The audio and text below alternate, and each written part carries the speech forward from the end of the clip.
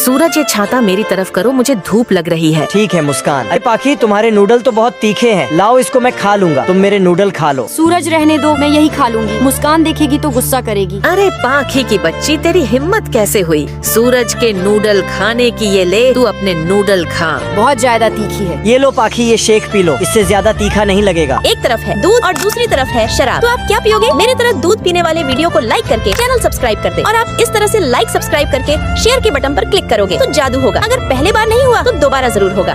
तुमने उसको बोतल क्यों दी? वो खुद भी तो उठा सकती है ना। ठीक है, मैं तुम्हारी शिकायत करूंगी मम्मी से। देखो सूरज बो जा रही है, वो तुम्हारी शिकायत कर देगी। करने दो जाके शिकायत, मुझे कोई दिक्कत नहीं है, तुम आराम से नूडल खाओ। ये सूरज का बच्चा अपने आप को समझता किया है। आज तो इसकी शिकायत मम्मी से करूंगी। मम्मी, अब आपको सूरज को जॉब देने की कोई जरूरत नहीं है, वो उस पाखी की बच्ची के साथ जायदा रहता है।